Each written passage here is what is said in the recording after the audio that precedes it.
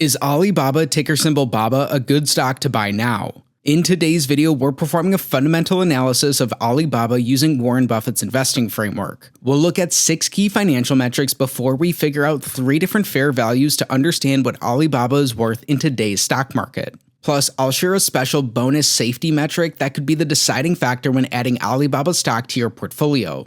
Right now, Alibaba trades for $74.46 per share. In its last day of trading, it's down 0.12%. Since June of 2023, Alibaba stock price is down 13.9%.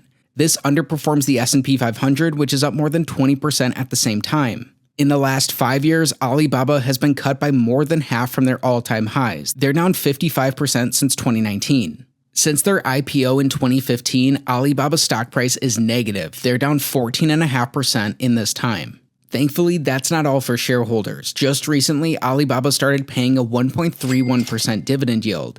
This is added to the returns from their stock. Right now, Alibaba trades $8 above its 52-week low. This still comes as the company is down $26 from its 52-week high. And how big is Alibaba? Right now, they have a $180 billion market cap. But they're still sitting on a lot of cash, so they have a $147 billion enterprise value.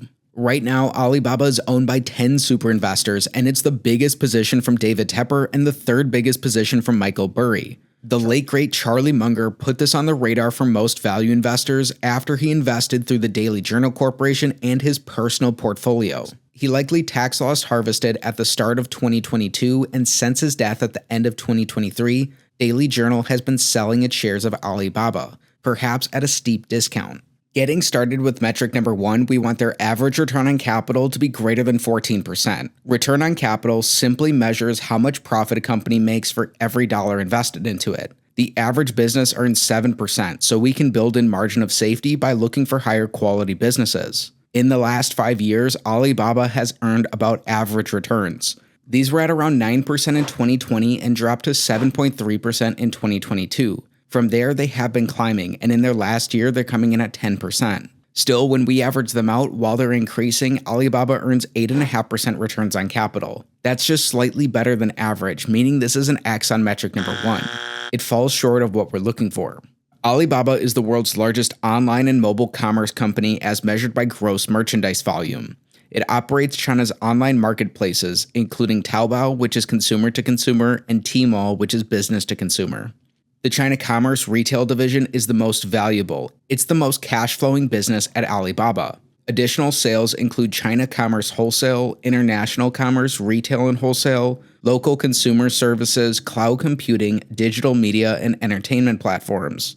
The company also operates Cainiao Logistics Services and other initiatives like DingTalk. Next, when you have a good business, you want growth in their sales, earnings, and free cash flows. Alibaba's sales growth is very strong, up 81% from 2022. Their earnings, however, have declined by 47% over this time after being around $20 billion in most of these years. At the same time, the company's cash flows are around flat. There are 2 main reasons why their earnings are down today. The first is the most important. Back in both 2020 and 2021, the company recorded over $10 billion gains each on interest and investment income. These haven't been repeated since then, so they don't fall into their earnings today.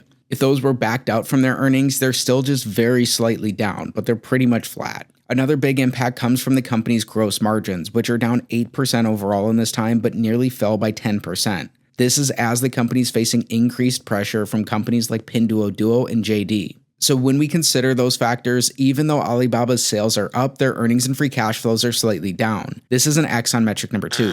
Alibaba has had a rocky year as they're overhauling their corporate structure. They've had several high-profile management changes since Jack Ma spoke out about the Chinese banking system. Most recently, in September of 2023, Eddie Wu took over as the CEO of the company. Earlier in 2023, Alibaba increased its share buyback program by $25 billion, and this is running until the end of March 2027. They're dealing with competitive headwinds from Chinese peers, but the company has promised to reignite growth in their e-commerce and cloud divisions. In our third metric, we want to look at the company like an individual shareholder. We learned their earnings are relatively flat, and in this time, Alibaba has actually reduced their share count by 5%. They bought back shares and are continuing to do so, especially in the last few years. In the last quarter, Alibaba bought back $4.8 billion worth of shares. This is part of their program announced in February of 2024 to buy back $25 billion worth of shares in the next couple of years. Making these adjustments from this perspective, when we look at Alibaba, it's actually our first check of the day on metric number 3. When we exclude the gains from their investment income, Alibaba has grown their earnings per share. Metric number 4 is similar but even more important. Here we want free cash flow per share growth. Their cash flows are very similar to their earnings in that they're around flat over this time. With 5% share buybacks and likely more share buybacks in the future, Alibaba has grown their free cash flows per share and will likely continue to do so. This is another check, our second in a row on metric number 4. So far, things are split evenly, but how's the company going to continue to look? Let's find out after we cover their dividends. The company has its dividend payments so far split through 2 different fiscal years, and in our bonus, we want to make sure this dividend is safe. Thankfully for Alibaba shareholders, their dividend is very modest compared to their cash flows or even their earnings.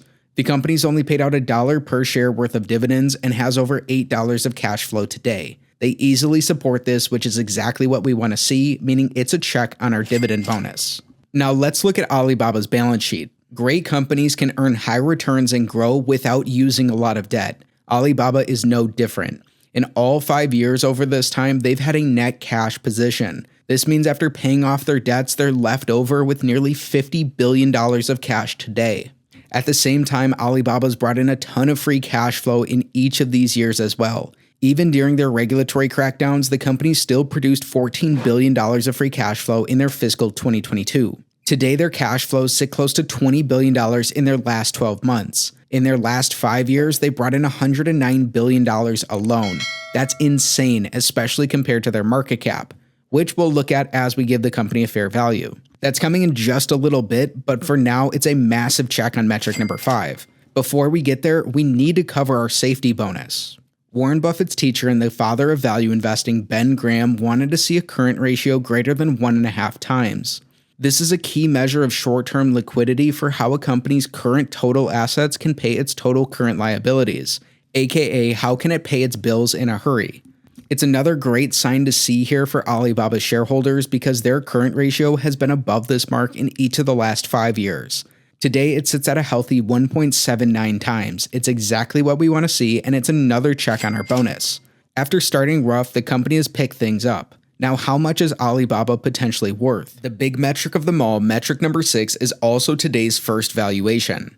We want Alibaba's average free cash flows divided by their enterprise value to give us a yield greater than 5%. This is around the historical yield from the S&P 500, and it's above the 10-year treasury, giving a slight risk premium. Their enterprise value adds their market cap and their cash position together to look at Alibaba more like it's a private business. Today, this comes in at $144 billion. In an average year over this time, Alibaba's brought in $21.8 billion of cash flow. When we divide that by their enterprise value, it gives us over a 15% yield today. That's nearly 3 times better than what we were looking for. Currently, in their last 12 months and in their last 3 years, they have around a 13.5% current free cash flow yield. Also way above 5%, way better than what we wanted. This is a check for Alibaba on metric number 6.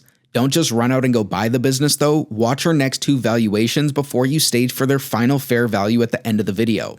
Next, with the DCF model, we want to give credit to Alibaba for its growth. Here we'll take an average of their cash flows and use historical assumptions to grow them into the future. Let's assume these grow at 5% in each of the next 10 years. Then in the following decade, they'll only grow at 4%. We're also adding in the company's tangible book value to give an estimate of their net worth. Most of this for Alibaba is made up of their cash. Let's say we wanted a market-beating 15% rate of return on our investment, which is what Warren Buffett wants to see. Then today, based on a DCF valuation, Alibaba has a fair value of around $104 per share, but keep some key points in mind. So far in its history as a public company, Alibaba is down 20% from where it IPO'd. It's still down 77% from its all-time high hit back at the end of 2020. The company's growth has slowed dramatically from their past, and they're also seeing margin pressure. But Alibaba is trading for historically low valuations. When we look at future estimates and past multiples, today our third fair value comes in at $99.20 per share. That's up 24% from their current stock price.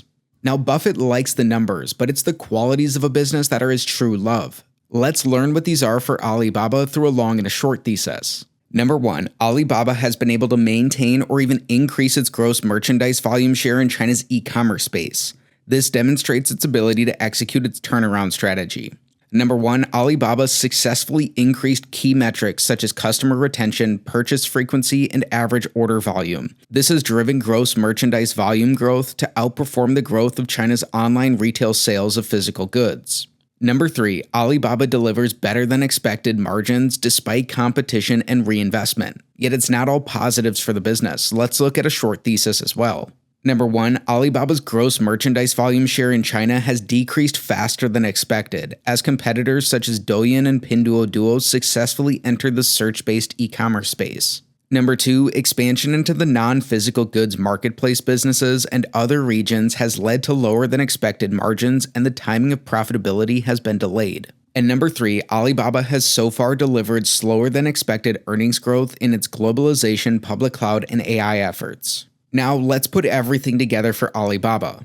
In our fundamental review, we learned Alibaba goes 4 for 6 on the Select 6 analysis. The company earns slightly above average returns on capital, and their free cash flows and earnings have been flat in the last 5 years. However, the company has a huge cash position, and they've generated a lot of free cash flow compared to their market cap. Alibaba has a healthy balance sheet, and they've been returning more and more of this cash to shareholders, both through dividends and share buybacks, which are likely to continue into the future. The company's seeing increased competition, but they're trying to make the changes to improve their business and revitalize growth. Now, the number one question I get from viewers is how to find undervalued stocks even faster. That's why I use tools like this one to show Alibaba's fair value. When we put everything together for Alibaba, today it looks like a fair value for the company is around $128 per share, up more than $50 from their current stock price that also crushes their street target price. Alibaba seems undervalued.